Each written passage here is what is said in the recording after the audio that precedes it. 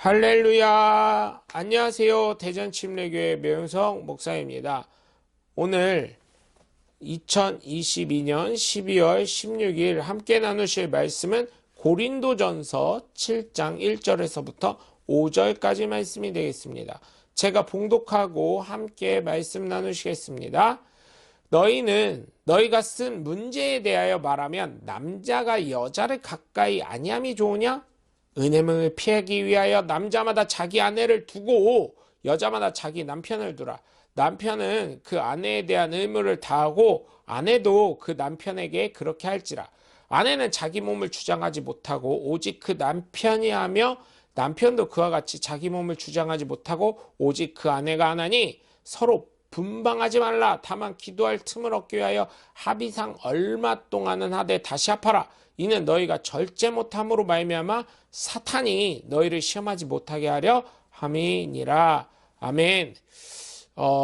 남자는 여자를 좋아하고 여자는 남자를 좋아하는 것은 당연한 것입니다. 하나님이 그렇게 만드셨기 때문이죠. 그리고 하나님의 뜻과 말씀에도 이성이 이성을 좋아하는 것은 당연한 것이고 한 남자나 한 여자나 한 사람을 배우자로 두는 것은 당연한 것입니다.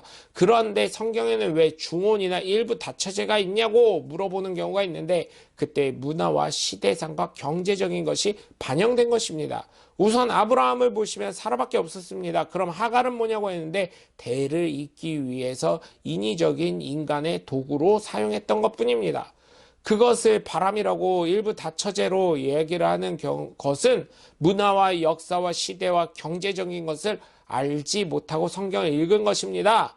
한마디로 이야기하면 무식한 것이지요. 그래서 하나님은 일부 일처제인 제도를 인도하심으로 믿으시길 주의 이름으로 부탁을 드립니다. 그래서 내 배우자에게 날마다 최선을 다하시고 결혼이라는 계약을 폐기하지 않으시길 주님의 이름으로 간절히 축원합니다. 사도 바울은 고린도 교회 성도들이 한 질문에 대해 답을 합니다.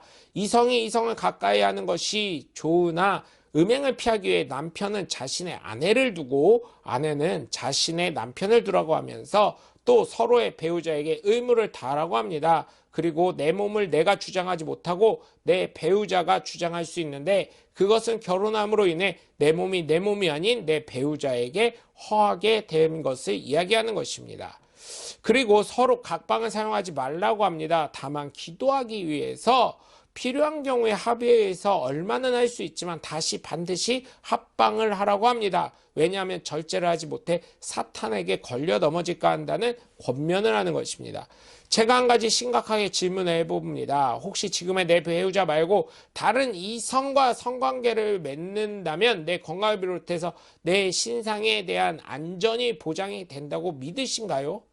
확신합니까? 저는 불안합니다. 어떻게 내 개인적인 신상의 안전을 보장할 수가 있겠습니까?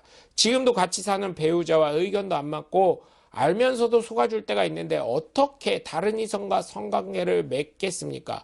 또 그것은 계약을 깨는 것입니다. 그런 사람이 무엇을 한다고 어디를 가도 누가 인정을 하겠습니까?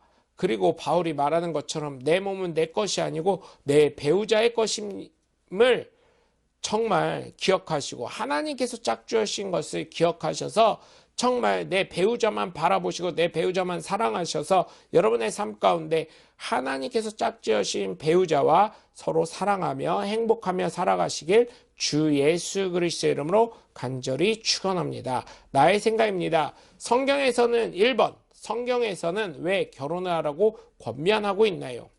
2번, 나는 지금의 배우자에게 의무를 다하고 있나요?